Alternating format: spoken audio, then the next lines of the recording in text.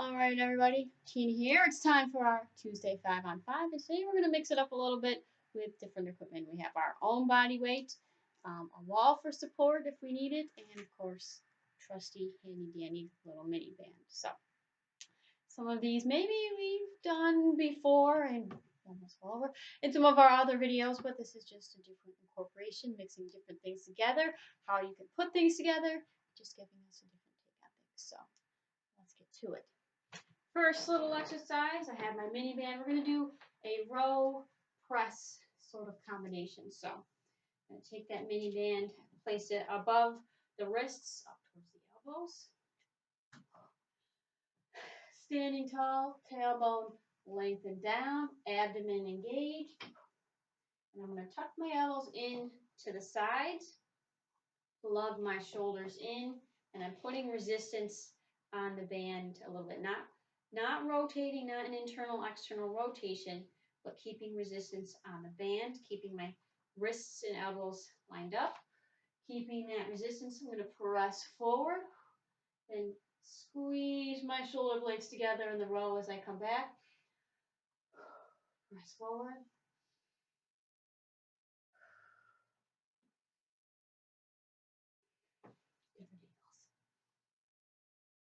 Maintaining the resistance on the band as I'm pressing out and drawing my shoulder blades together back in. I don't even know if it makes a difference. Squeeze the shoulder blades.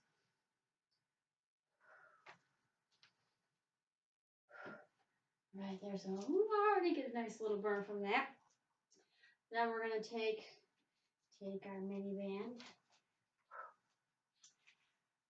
loop it around the lower leg about mid-shin, and we're going to do some lateral walks. Now when we do our lateral walks, we want to start with our feet hip width apart, maybe a little bit wider. There should already be tension on the band, and we want to maintain that tension as we do this. We do a little step and a little step.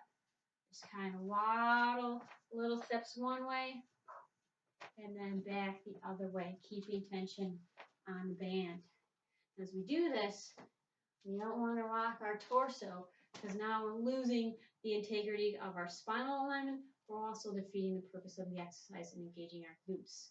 If we swing, we're taking the work out of the glutes, probably because our body already knows we're not very strong there. Let's avoid work. This is the time to not avoid work. Just keep it little. Little steps. Little steps. You might have a soft bend in the knees. That's okay. We don't want to lock things out.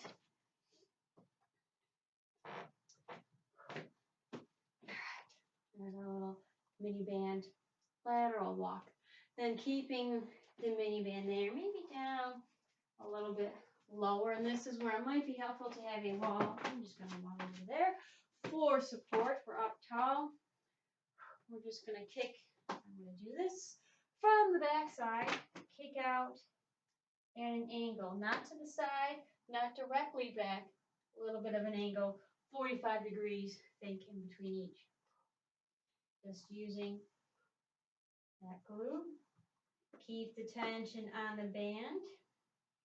And yes, the glute of your supporting leg is going to be doing quite a bit of work as well. It really starts to burn. It doesn't take much, doesn't take long. And you do both sides. Okay, now we're going to take you to the floor for our last couple. We've done 3 things. We have 2 to go. Okay. So, here we are, supine on our back, feet about hip width apart. We're going to lift our hips up into bridge. So here's part 1. If it's helpful to give ourselves a little hand assist, we can. But what we're going to do is we're going to extend the knee on our right leg, keeping our hips level so our left glute is really engaging. We're going to have a tendency to want to drop, sink into that left side, and let the right hip drop. Use that glute, use that core, and keep it steady. And we bring that down.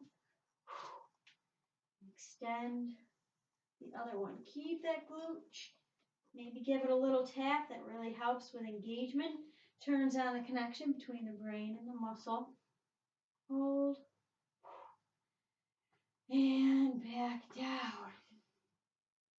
Single leg glute bridge hold. And I had another one, and I'm not remembering it. What was it, Tina? Well, either way, while we're here, we'll do this instead. Let's bring our arms out in a T. Extend those legs up. Maybe they don't go straight, and that's okay. But to help with straightening, use those quads. We have our arms out to the side, neutral spine. We're not pressing our lower back down, and we're not arching it up. And we're here. We're going to inhale, lowering the right leg down as much as we can, maintaining alignment. And exhale. Use our middle muscles to pull that leg up.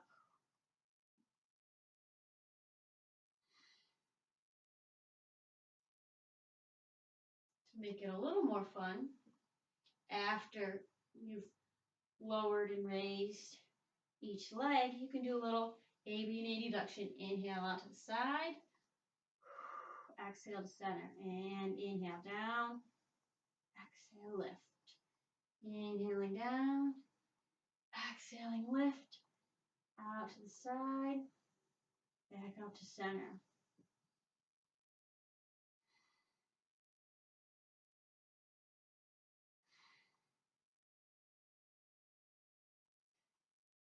And then back down. And then we have a fun 5 little exercises. We had our row press combination with the mini band.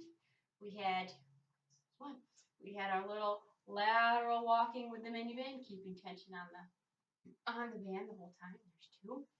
We had our side kicks, lateral back kicks, angled back kicks, however you want to look at it. 3. We had our single leg glute bridge hold. And we had our scissors to AB and abduction, core exercise with proper spinal alignment. So here's what we have for our little 5-on-5 for today. And as always, form is most important. It's important, and start with a time or rep number amount that is appropriate for you. So whether that's 20 seconds of each, 30 seconds, maybe some you do 30 seconds and others you can do for a minute, but don't sacrifice form for the burn. Especially like with the lateral walk exercise, maybe you can only go 5 steps one day or one way on one day, and then you start to fatigue and your form deteriorates. Keep it at 5 steps. Then a couple of days later, maybe you can make it to 6. But sacrificing form just to go further because it feels tougher is only going to send you into a hole down the road. Not kidding. So there we have it. We'll try to keep it as short as possible. Try to make it a little bit shorter. And I'll see you next Tuesday for the next one.